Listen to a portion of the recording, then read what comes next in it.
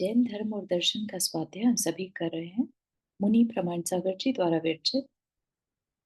मंगलम भगवान वीरो मंगलम गौतमो गणी मंगलम कुंद कुंदात्यो जैन धर्मोस्तु मंगलम।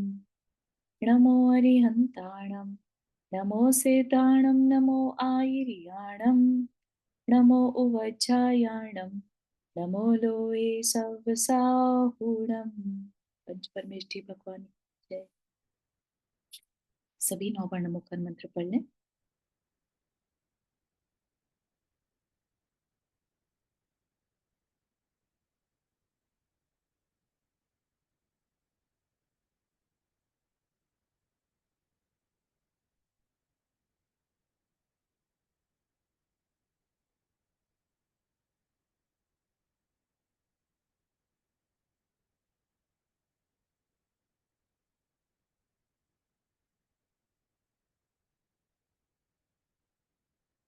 हम्म,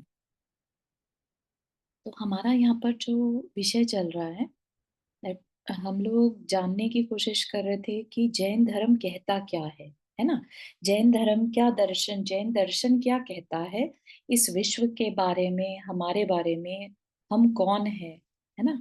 तो ये सारी थोड़ी जानकारी हमें संक्षेप में दी गई कि हम जीव हैं, है ना।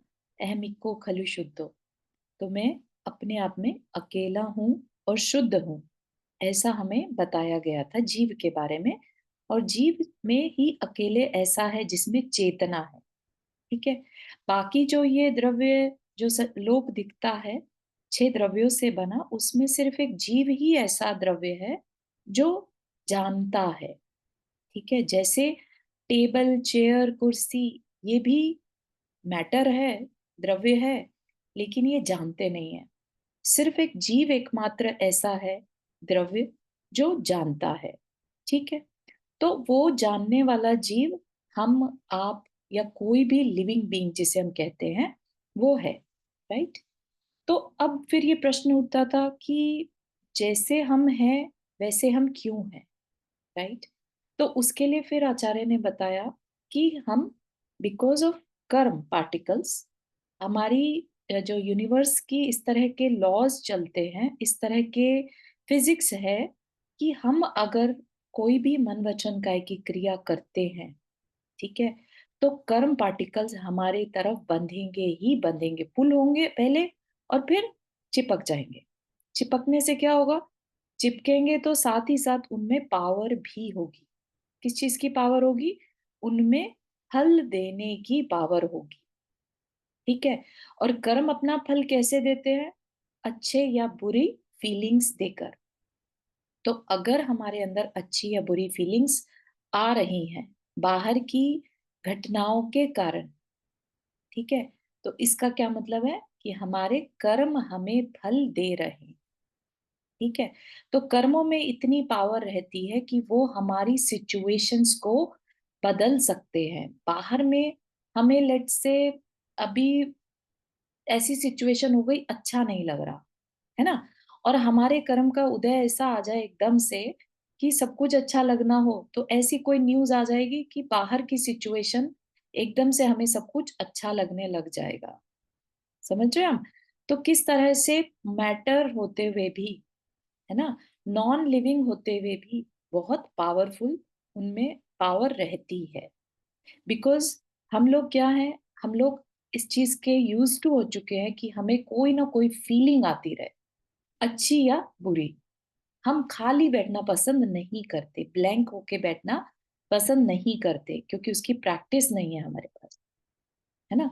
अगर हम ब्लैंक होके बैठने की प्रैक्टिस कर लें, ठीक है ना, सुख ना दुख, तो फिर ये कर्म की जो पावर है ये ढीली पड़नी शुरू हो जाएगी।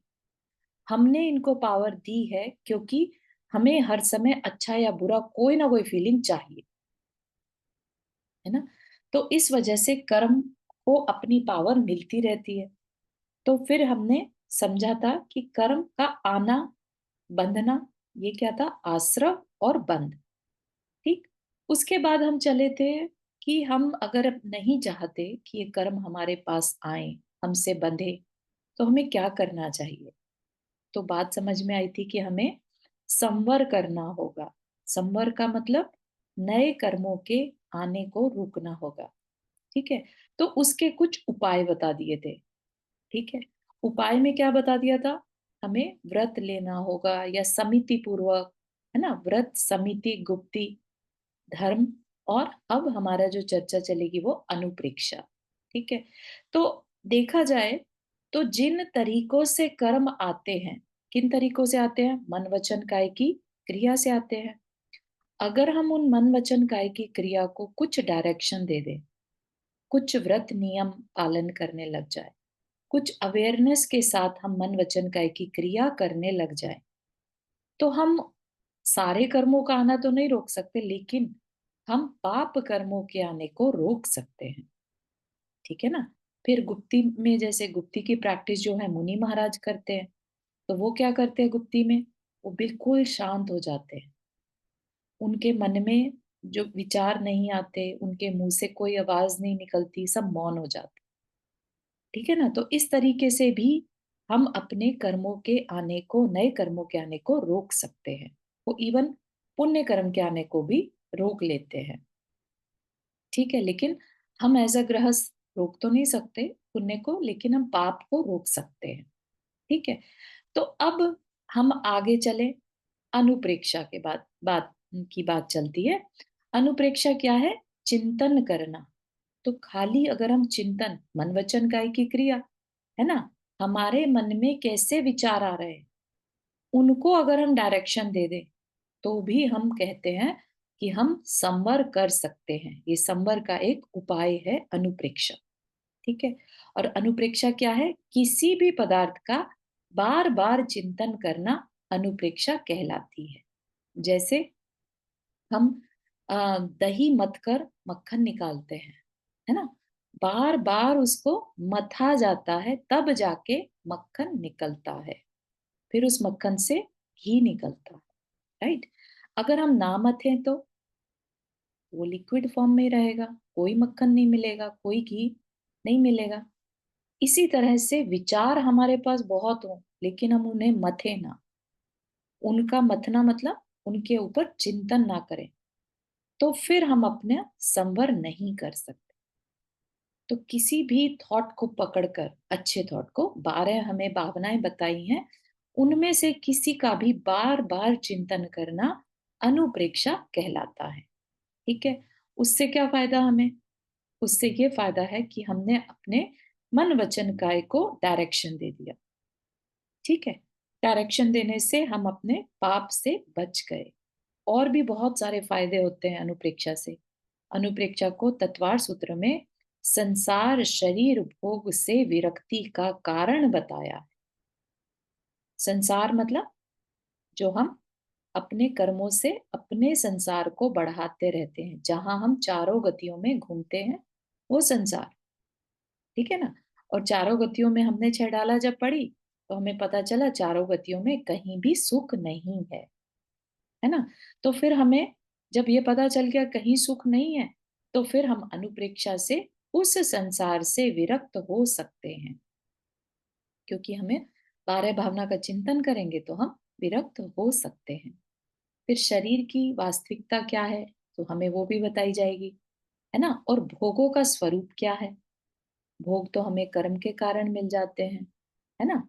तो उनके स्वरूप की भी जब हम विचार करेंगे, तो उनकी सबकी निस्सारता हमें समझ में आने लगती है, और सहज ही वैराग्य के अंकुर फूटने लगते हैं। वैराग्य क्या मतलब? वैराग्य मतलब जहां राग ना हो, राग का अभाव हो जाए। अभी हमें क्या रहता है कि कुछ अच्छा मिलेगा, इसी संसार में कुछ अच्छा मिलेगा। मेरे को ये जो जीवन मिला है, अभी जो ये अगला वर्ष आ रहा है, वो उसमें कुछ अच्छा होगा। क्या अच्छा होगा? अब अच्छे का मतलब क्या है हमारी भाषा में? एक गृहस्थ की भाषा में अच्छे का मतलब यही रहता है ना कि हमें कुछ फायदा होगा, मतलब मनी वाइज फायदा होगा, या फैमिली में बच्चों के लिए कुछ अच्छा होगा, जॉब में कुछ अच्छा होगा। मतलब हम वी ऑलवेज लुक फॉरवर्ड कि कुछ अच्छा होगा, अब कुछ अच्छा होगा, है ना? तो हम राग में फंसे हैं। कुछ अच्छे को पाने के लिए हम निरंतर भाग रहे हैं। लेकिन जब हमें संसार शरीर भोगों का स्वरूप समझ में आता है, तो हमसे वो राग छूट जाता है, हमें रियलिटी पता चल जाती है। ठीक है ना? तो उससे क्या है, जीवन में घटित होने वाली घटनाओं का जब हम अंतर विश्लेषण करते हैं, अंतर विश्लेषण मतलब इंटरनलाइज करते हैं कि ये वाकई में हमें कुछ मिल भी रहा है इससे कि नहीं, तो बहुत कुछ सार तत्व हमारे हाथ में आ जाता है, हमारा मनोबल बढ़ता है और हम सत्य पुरुषार्थ की ओर प्रयत्नशील होते हैं। पुरुषार्थ तो हम सभी करते हैं, लेकिन सत्य पुरुषार्थ की बात की जा रही है। सत्य पुरुषार्थ मतलब जिस कारण से हम मनुष्य बने। ठीक है, जब हम कर्म प्रकृति पढ़ रहे थे, जब हमने मनुष्य आयु के बारे में पढ़ा था, अल्प आरंभ अल्प परिग्रह के कारण, है ना, और स्वभाव की मार्दता मृदुता के कारण हम मनुष्य बने। और मनुष्य बनने का एकमात्र उद्देश्य ये रहता है कि हम अपना कल्याण कर पाए, है ना। ना देव कर सकते, ना तिर्यंच कर सकते, ना नारकी कर सकते, ओनली मनुष्य कर सकता है। राइट? तो पुरुषार्थ सत्य कब माना जाएगा, जब वो अपने जीव तत्व के कल्याण के लिए हो। ठीक है ना? तो अगर हम अनुप्रेक्षा यानी 12 भावनाओं का चिंतन करते हैं, तो हम ये कह लीजिए अपने सत्य पुरुषार्थ की ओर बढ़ जाते हैं। ठीक है? तो इसलिए इन्हें इन 12 भावनाओं को क्या कहा, वैराग्य की माता। ठीक है? तो 12 भावनाएं वैसे तो सभी ने सुनी होंगी, है ना, हम लोग पढ़ते भी है, राजा राणा छत्रपति हाथिन के सवार। ठीक है, तो वही चीज है ये, यहाँ पर उनको थोड़ा सा एक्सप्लेन किया हुआ है। इन्हें 12 भावना भी कहते हैं। और क्रम से क्या है, अनित्य, अशरण, संसार, एकत्व, अन्यत्व, अशुचि, आश्रव, संवर, निर्जरा, लोक, बोधि दुर्लभ और धर्म। ठीक, अब इनके स्वरूप का विचार करेंगे। क्या कह रहे हैं, अनित्य अनुप्रेक्षा। अनुप्रेक्षा मतलब अनित्य का चिंतन करना। ठीक है, तो अनित्य बहुत ही इंपॉर्टेंट चिंतन है ये, सबसे ज्यादा काम आने वाला चिंतन। क्योंकि हमारे अम, स्मृति जी, आप पेज नहीं देख पा रही हैं, नॉट एबल टू सी। नहीं, it's looking like a black. Is it, आप एक बार एग्जिट करके फिर से ज्वाइन करिए। ठीक है, थैंक्स. ठीक है, तो अनित्य मतलब टेम्परेरी। जो भी कुछ हमें दिखता है वह सब टेम्परेरी है। क्योंकि हम क्या कहते हैं, ये पर्याय, ये आयु कुछ लिमिटेड टाइम के लिए है। लेकिन क्या हम लिमिटेड हैं? नहीं, हम कंटिन्यूअसली, जैसे मोती के माला के दाने होते हैं ना, उसमें से एक धागा पिरता है। राइट? धागे के अंदर वो मोती रहते हैं। राइट? डिफरेंट मोती, अपनी अपनी अलग अलग सेपरेट एंटिटीज हैं। ऐसे ही हमारी भी पर्याय होती हैं, लेकिन सबके बीच में से एक धागा, यानी हम जीव आत्मा सब में अवस्थित हैं। चाहे हम कल को कुछ बनते हैं, लेट से हम लायन बन जाते हैं, तो उसमें भी आज जो मेरे अंदर जीव आत्मा है वही उस शेर के अंदर होगी। बाहर से रूप बदल जाते हैं। जब बाहर से रूप बदल गया तो उनके संबंध भी बदल गए। ठीक है, तो आज जो हमारी लाइफ में है, चल रहा है, ये सब कुछ अनित्य है। ठीक है, तो यहाँ पर क्या कहा, संसार में जो कुछ भी उत्पन्न हुआ है उसका विनाश सुनिश्चित है। कोई भी परमानेंट चीज नहीं है। उद्गल का मतलब ही यही होता है, पुद और गल, है ना, बनना और बिगड़ना। और जो हमेशा बना रहता है ना, नित्य है, वो क्या है, वो हमारा सिर्फ और सिर्फ जीव तत्व है। ठीक है, तो संसार के सारे संयोग, संयोग का मतलब ही यही होता है जो वियोग को प्राप्त हो जाए। तो जहां पर संयोग है वहां वियोग भी है। चाहे हमारा शरीर हो, संपत्ति हो, संबंधी हो, सबके सब छूटने वाले हैं, है ना। हम चाहे अपनी मर्जी से इन्हें छोड़ दें, चाहे ये आयु पूरी होने पर अपने आप छूट जाए। ठीक है, लेकिन छूटेगा फॉर श्योर। तो ये कहा जाता है कि क्यों ना दिन भर में बैठकर थोड़ा-सा ध्यान इस बात के लिए दिया जाए कि सब कुछ अनित्य है।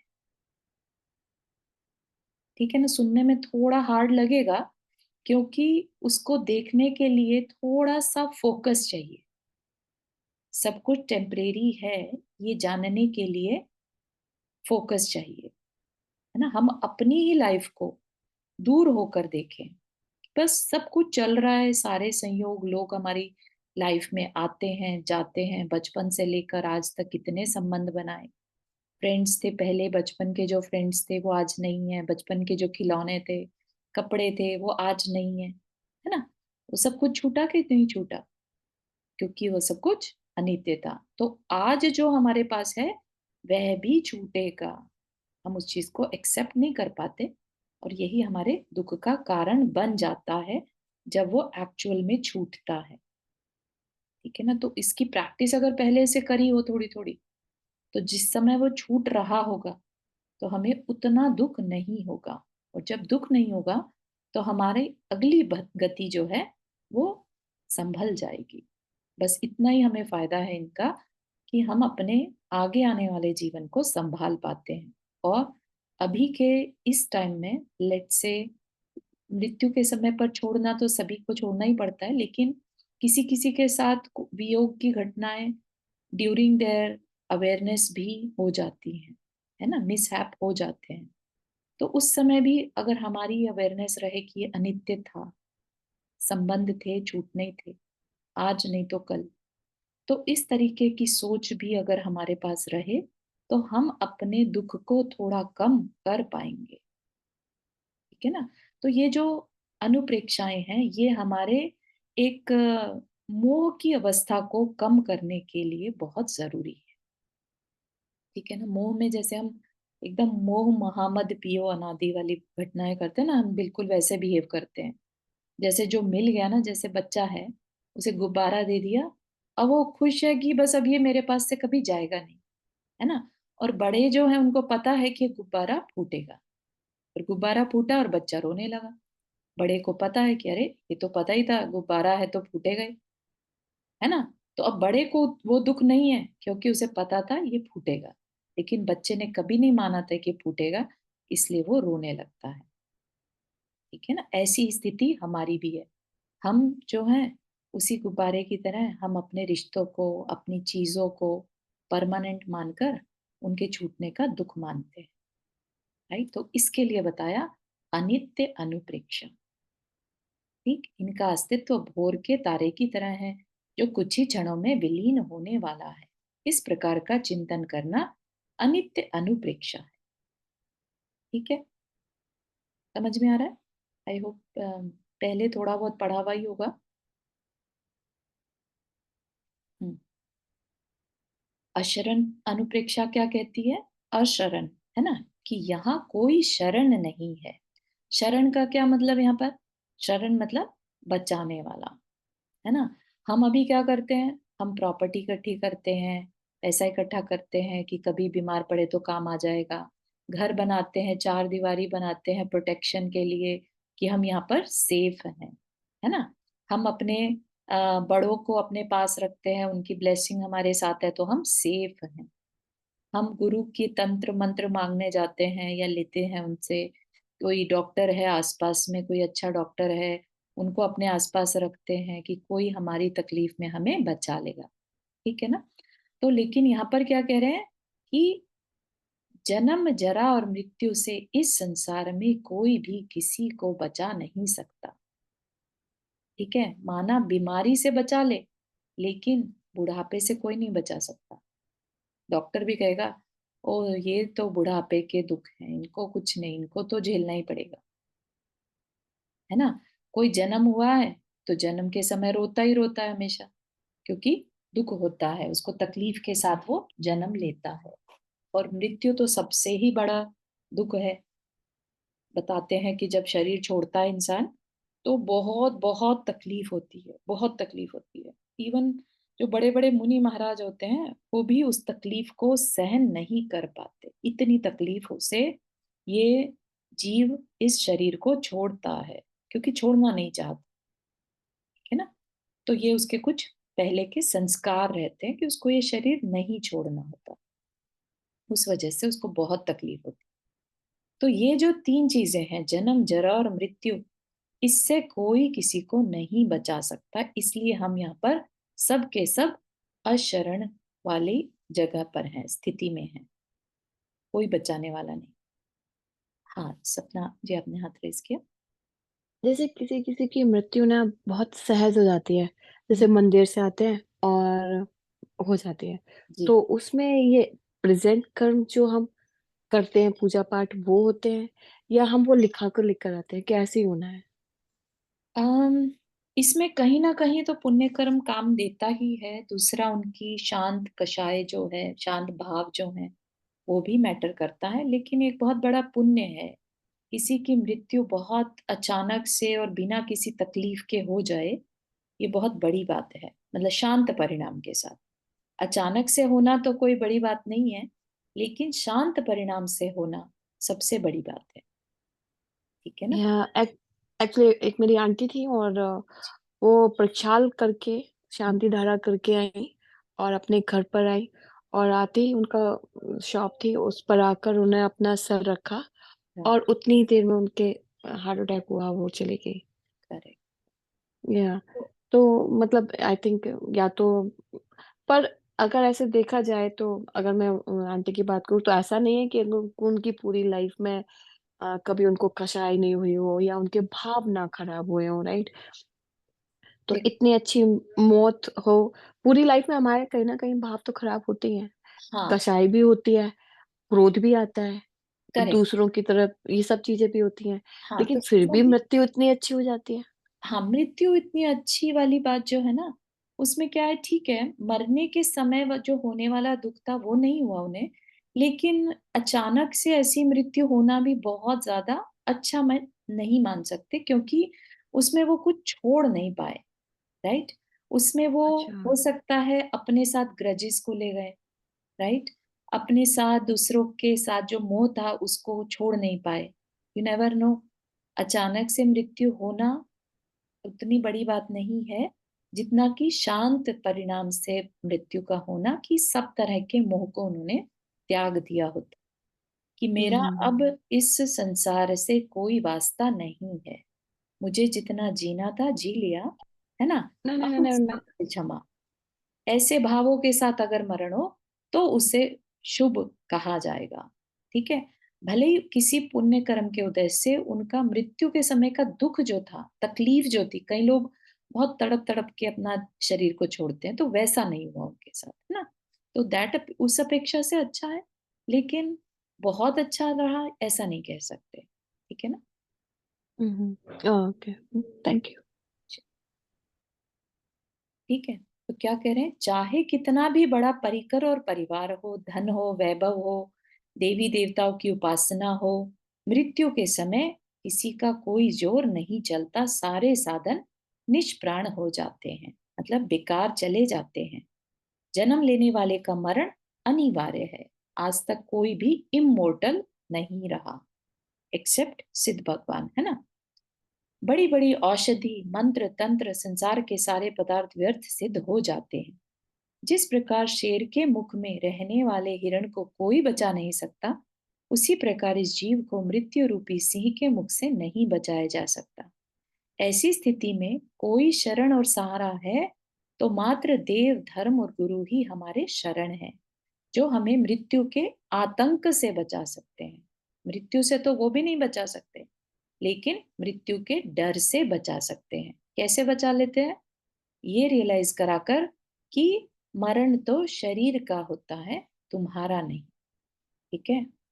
तो तुम अगर अपनी आत्मा से जुड़े रहो, जो शाश्वत है, उसका उसका साथ पकड़े रहो, है ना। अपने आप का साथ पकड़े रहो, या इस उस मार्ग पर जिन्होंने अपने आप को पा लिया, जिन्होंने हमेशा के लिए अपने आप को पा लिया, उनका साथ पकड़े रहो, तो हम मृत्यु के डर से बच सकते हैं।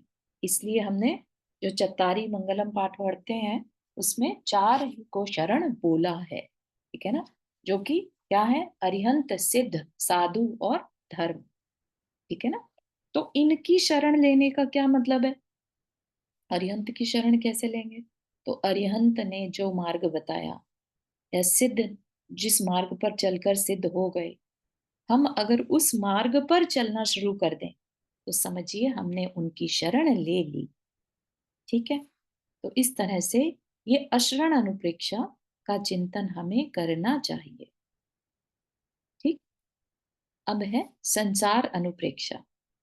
संसार, जिससे हमने अभी बताया था कि जन्म मरण जहां पर होता हो, यानी चारों गतियां जहां पर पॉसिबल हो, और चारों गतियों में दुख ही दुख है। कैसे कैसे दुख है तो वो हम सोच सकते हैं, है ना?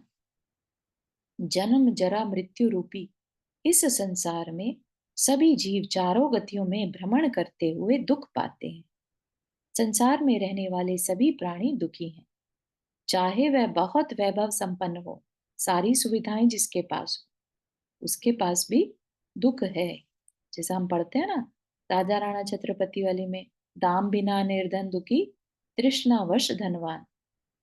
ठीक है ना? तो जो बहुत पैसा है जिसके पास, वह भी तृष्णा से दुखी है, इच्छाओं से दुखी है। ठीक है ना? भले ही बहुत पैसा है लेकिन और की इच्छा है, उससे वो दुखी है। हाँ स्मृति जी, आपने हाथ रेज किया। आई थिंक मैंने थोड़ा लेट स्टार्ट किया है, तो मुझे अनुप्रेक्षा एंड जरा, जन्म जरा मृत्यु में से जरा का मतलब पता नहीं श्योर, चल बिल्कुल सही है। तो जन्म, जरा और मृत्यु। जन्म मतलब जो हम जन्म लेते हैं, सभी लेते हैं, राइट? जरा इज बुढ़ापा, रहा। ओके। वृद्धावस्था, है ना? वृद्धावस्था भी दुख रूपी ही है, और मृत्यु।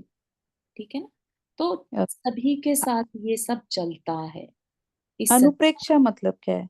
अनुप्रेक्षा मतलब होता है चिंतन, कि कैसा ओके। है ये संसार, ऐसा चिंतन करना। दैट इज संसार अनुप्रेक्षा। ओके ठीक ओके, है ना? Thank you. हाँ। तो हम सोचें कि हम सब तरह की गतियों में रह कर आ चुके हैं। हम त्रियंच भी बन चुके हैं, नारकी भी बन चुके हैं, देव भी बन चुके हैं, और मनुष्य भी बन चुके हैं। और सब में कोई ना कोई दुख है, निरंतर है।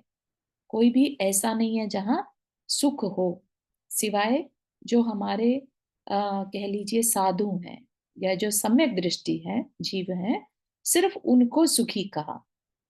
कुछ ना होते हुए भी वो सुखी हैं, उनके अलावा सब दुखी हैं। ठीक। तो जो धनवान है वो और अधिक पाने की चाह में दुखी है, और निर्धन जो है कुछ ना होने के कारण दुखी है। राइट? किसी के पास बच्चा नहीं है इसलिए दुख है, किसी के पास बच्चा ही दुख का कारण है। ठीक है ना? तो बहुत सारी, कहीं पर रिश्ता अकेलापन दुख है, तो कहीं पर संबंधी दुख है। हर कोई अपनी अपनी सिचुएशंस में दुखी है।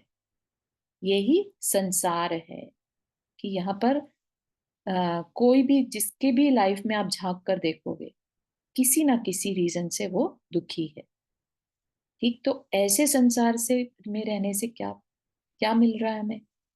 तो ये बताने के लिए संसार अनुप्रेक्षा बताई गई, कि सोचो तो सही, जिस संसार में तुम पड़े रहना चाहते हो, जन्म मरण करना चाहते हो, है ना, और जहां हर तरफ दुख ही दुख है, तो ऐसे जगह पर क्यों भटकना? अब कोई कह दे, अरे इसी संसार में भोग भूमि भी है, हम तो भोग भूमि जाना चाहेंगे। तो हमेशा तो भोग भूमि में नहीं रह सकते ना।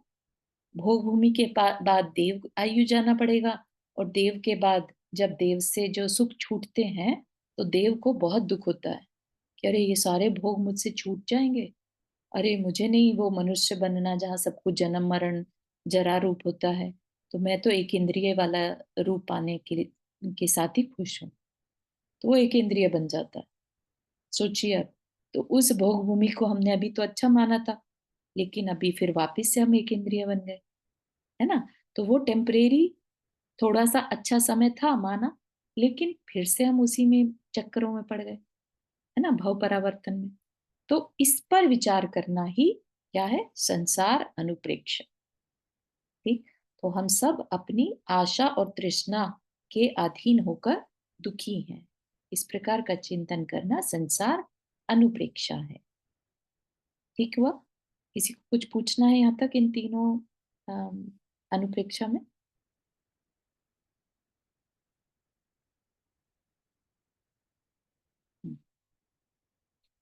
तो आगे चलते हैं। हाँ चारू जी, मेरे को एक क्वेश्चन था। Sure. जैसा आप बोले कि ना तो संसार में सुख, हम्म ना किसी स्वर्ग में सुख, हम्म और मोक्ष पंचम काल में है नहीं। करेक्ट। तो फिर हम मतलब किस चीज को मतलब किस वे की तरफ आगे जाएं जो अ, इस जन्म में भी और मरने के बाद भी बहुत जो सही, हमारे लिए, हमारी आत्मा के लिए अच्छा हो। बिल्कुल सही है। उसके लिए आचार्यों ने हमें एक उपाय बता दिया कि सम्यक दर्शन एकमात्र हमारे लिए उपाय है। सम्यक दर्शन क्या करता है? हमारे को संसार दुख से बचाकर उत्तम सुख में रख देता है। तो हमें कुछ नहीं करना जब हम संसार में हैं, जब तक हमारे पास मनुष्य आयु है, हम कर्म भूमि के जीव हैं, तब हम सिर्फ और सिर्फ सम्यक दर्शन पाने की कोशिश करें, पुरुषार्थ करें। और उस पुरुषार्थ में अनुप्रेक्षा बहुत बड़ा रोल प्ले करती है। ठीक है? कैसे करती है? हम अनुप्रेक्षा जब हम चिंतन करते हैं, इन 12 में से किसी एक को भी उठा लें, चाहे 12 की 12 ले लें। इससे क्या होता है? हमारी कषाएं ढीली पड़ती हैं। हमें बहुत ज्यादा फिर क्रोध मान माया लोभ नहीं रहता, है ना? तो उससे क्या होगा? फिर जब हम आत्मा के बारे में चिंतन करते हैं कि हम फिर हैं कौन, हम कैसे, हम क्या हैं, तब हमारे अंदर ही वो सम्यक दर्शन गुण प्रकट होता है। क्योंकि सम्यक दर्शन गुण को किसने ढक रखा है? मिथ्यात्व ने। मिथ्यात्व हमारा विकारी भाव है, कर्म है ना? तो उसको ढीला करने के लिए हमें चिंतन करना पड़ता है। चिंतन जरूरी। ठीक है निधि जी? तो एकमात्र उपाय बता दिया, सम्यक दर्शन। सम्यक दर्शन बोले तो देव शास्त्र गुरु के ऊपर सच्ची श्रद्धा, हाँ, राइट। खाली श्रद्धान ऐसा नहीं कि ठीक है ये मेरे देव हैं, और मतलब एक होती है श्रद्धा की मैं जैन कुल में पैदा हुए हूँ, तो मेरे को यही देव शास्त्र गुरु मान्य है ना? ऐसा नहीं। उन वो देव हैं तो क्यों सच्चे देव हैं? सच्चे देव का क्या अर्थ है? ऐसा समझ कर और फिर उन पर दृढ़ श्रद्धान करना। क्योंकि सम्यक दर्शन खाली एक डेफिनेशन नहीं है कि सच्चे देव शास्त्र गुरु पर श्रद्धान करना। वो एक अपेक्षा से डेफिनेशन बताई है। अदरवाइज जो एक्चुअल डेफिनेशन है वो तत्वार सूत्र में बताई है। तत्वार्थ श्रद्धानम सम्यक दर्शन। तत्व का श्रद्धान करना। तत्व क्या है? जो 7 तत्व बताए। 7 तत्व क्या है? किसी को ध्यान है 7 तत्व? जीव अजीव आश्रव संबंध निर्जरा मोक्ष। आपको तो पहले से ही मालूम है ना? तो 7 तत्व का श्रद्धान करना। अब उनके नाम नहीं याद करने। अगर हम सोचे कि हमने नाम याद कर लिए तो हमें श्रद्धान हो गया क्या? नहीं, हमें उनका एक्चुअल फील करना है। ठीक है? कि आश्रव क्या है, कौन कर रहा है आश्रव, क्या मैं कर रहा हूं या कहाँ हो रहा है ये, हमें दिख तो कुछ नहीं रहा, क्या वाकई में हो रहा है? इस तरह के प्रश्नों को उठाना अंदर ही अंदर, राइट? तो उन सबको अच्छे से समझना, और वही हमारा यहाँ पर विषय चल रहा है ना? अभी हम क्या चल रहे हैं? जीव अजीव आश्रव बंध संबर, है ना? तो हमने जीव को समझा, अजीव को समझा, बंध आश्रव को समझा। अब हम संबर तत्व को समझ रहे हैं। जिस समय हमारा निर्जरा और मोक्ष हो जाएगा, तत्व की चर्चा समझिएगा, हमारे सातों तत्व कंप्लीट हो जाएंगे। उसके बाद हमें क्या करना है? फिर उस पे अंडरस्टैंडिंग कितनी डीप है उसका गहरा श्रद्धान करना कि हाँ मैं जीव हूं, ये शरीर पुद्गल है, ये शरीर अजीव है। ऐसा चिंतन बार बार करना। ठीक है? तो सम्यक दर्शन अंदर में घटित होने का प्रोसेस है। ये किसी को ना तो दिखेगा और ना फील होगा। ठीक है? तो लेकिन इसका पुरुषार्थ करना ही पड़ता है by doing this thought process. ठीक है, समझ में आ रही है बात निविदी जी? हाँ, हाँ, थैंक यू चरु जी। तो हम उसी सम्यक दर्शन के लिए इन सब जैन दर्शन क्या कहता है मोक्ष के बारे में, जीव को मुक्त होने के बारे में, है ना। और अब सोचिए हम बात कर रहे हैं जीव मुक्त होने की, हमें किसी कॉलेज की पढ़ाई में नहीं सिखाया जाता कि जीव मुक्त हो सकता है या जीव बंधा है या जीव कौन है ना। ये सिर्फ और सिर्फ हम जब स्पिरिचुअल स्टडीज करते हैं तभी हमें समझ में आती है बात कि जो बाहर में दिखने वाला संसार है उससे अलग भी कुछ है, क्योंकि ये जो सात तत्व है ना ये सब अंदर में घटित हो रहे हैं, है ना। आत्मा के साथ कर्म का संबंध है, नए कर्म जुड़ रहे हैं तो आश्रव बंद है, नए कर्मों का आना रुक रहा है तो संवर है, पुराने कर्म झड़ रहे हैं तो निर्जरा है, कर्म रहित अवस्था है तो मोक्ष है। सब कुछ अंदर में घटित हो रहा है, इस वजह से इसको कभी भी बाहर में पढ़ाया नहीं जाता, है ना। तो ये जो हम पढ़ रहे हैं यहाँ पर ये अंदर में घटित होने वाली चीजें, इसलिए श्रद्धा का विषय है। समझ रहे हैं आप? एक बिलीफ सिस्टम के साथ हम बड़े हुए, पैदा हुए, बड़े हुए, जिसमें हमें मूवीज में दिखा दिया कि हम एक ईश्वर कोई बैठा है ऊपर और वो हमारा लेखा जोखा रख रहा है ना। लेकिन नहीं, वो बिलीव ठीक नहीं है। हमें बता दिया कि हमारी जो सृष्टि है, जो हमारा इस समय हम जीवन जी रहे हैं वो हम ही ने क्रिएट किया है। हम जीव हैं और ये जो जीवन हमने क्रिएट किया है ये सब कर्म के कारण क्रिएट हुआ है। किसने किया? हमने किया।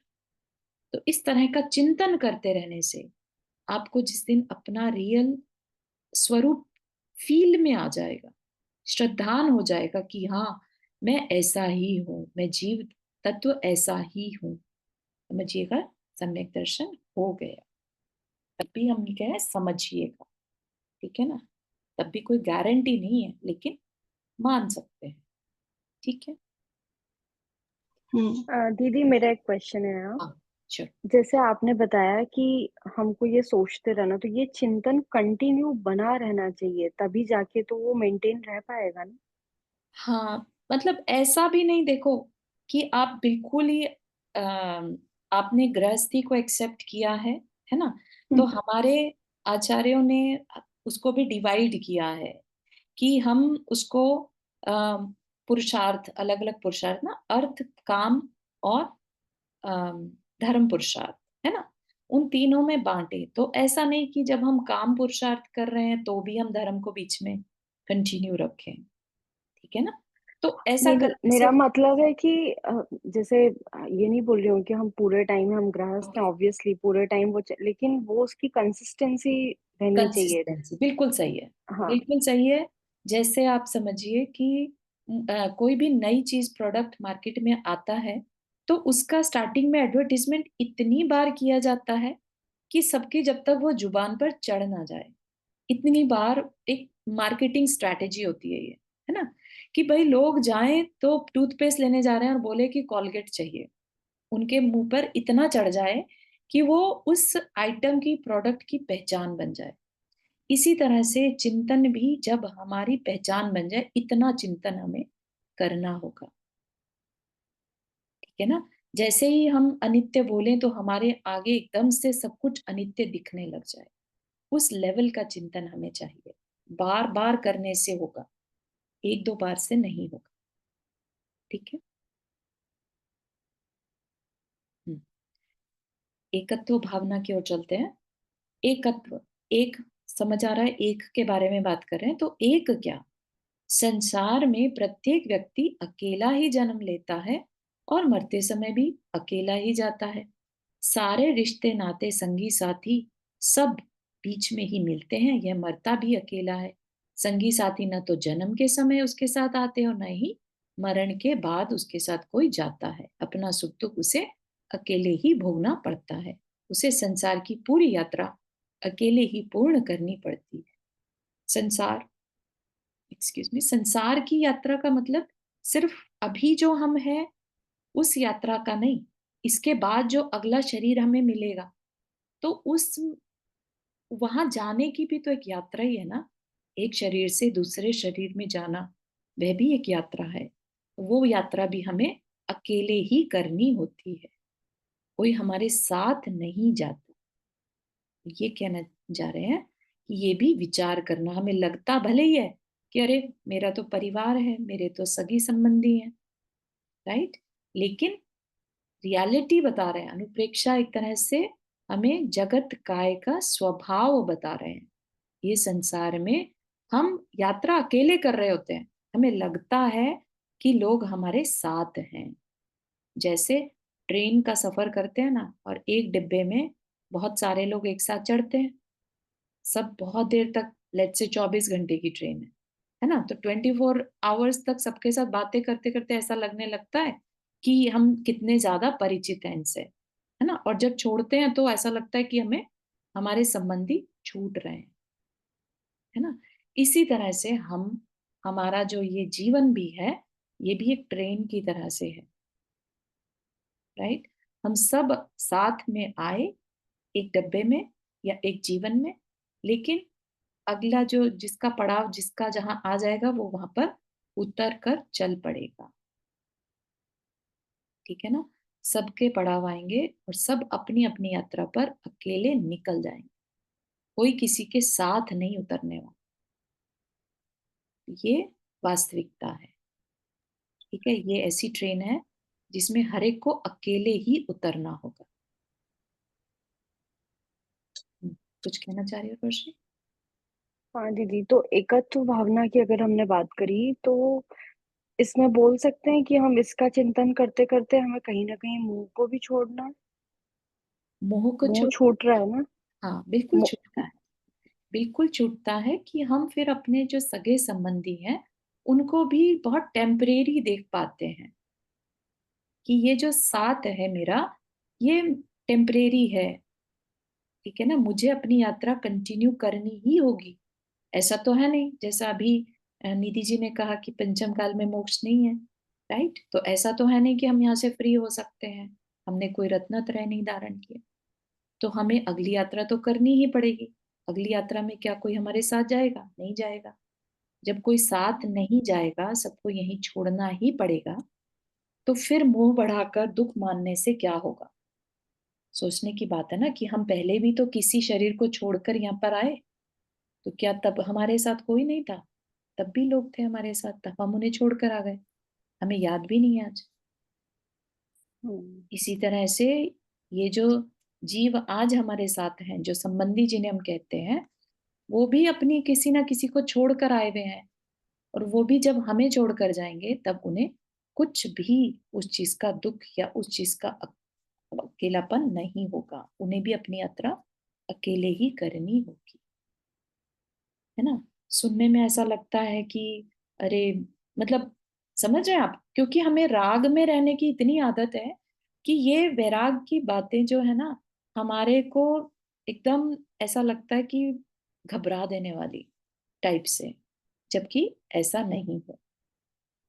जो इनके साथ जीवन जीता है उसका जीवन बहुत सुख वाला कहा जाता है, क्योंकि उसके अंदर राग नहीं, कम होने से, कंपेयर टू अदर, उसका राग कम हो चुका होता है, तो उसका जो जीवन जाता है ना, बहुत शांत, शांति के साथ जा सकता है।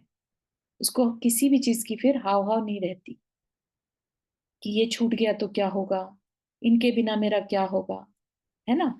इस तरह के भाव उसके अंदर नहीं आते। इसी को ही शरण कह दिया, है ना, इसी को हमने अनित्य कह दिया। सारी भावनाएं एक ही थॉट में आ जाती हैं, एकत्व के अंदर ही सारी भावनाएं आ जाती हैं। अगली जो हमारी अन्यत्व भावना है, वो भी सेम ही है, कि जो दूसरे हैं वो मुझसे अलग हैं, ये मेरे नहीं है। यहाँ तक कि यह देह यानी शरीर, जिसका मेरे साथ बड़ा घनिष्ठ संबंध है, यह भी मेरी नहीं है। यद्यपि दूध पानी की तरह मिली जुली होने के कारण यह देह और आत्मा एक सी दिखती है, किंतु विवेक के द्वारा इनका भेद जाना जाता है।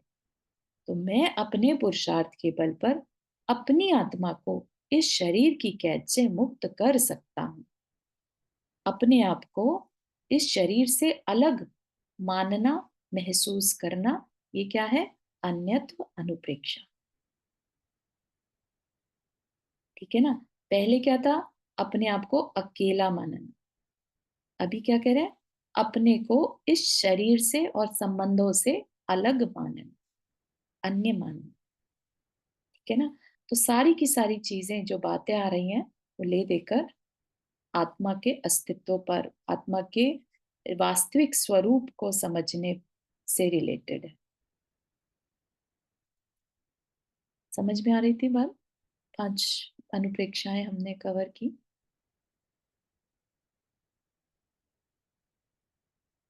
यहाँ तक कि किसी को कुछ पूछना या डिस्कशन?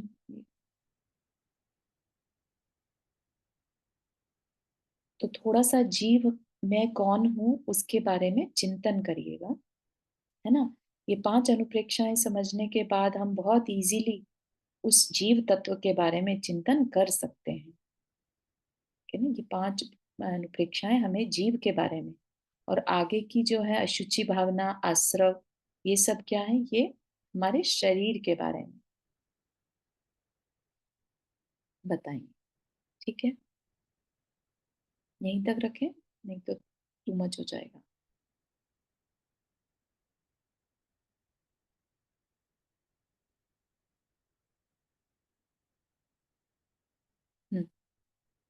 किसी को कुछ पूछना?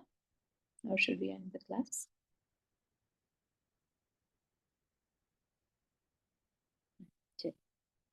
जिनवानी स्तुति।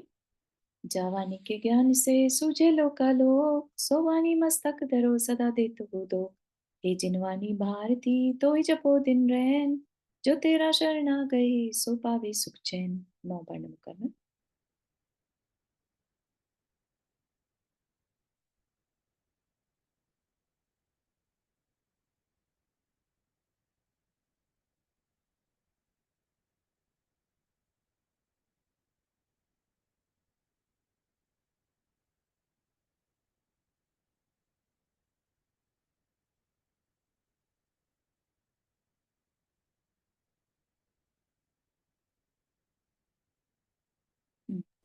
कल हम मूक माटी पढ़ेंगे, आचार्य विद्यासागर जी महाराज का लिखा हुआ महाकाव्य, है ना?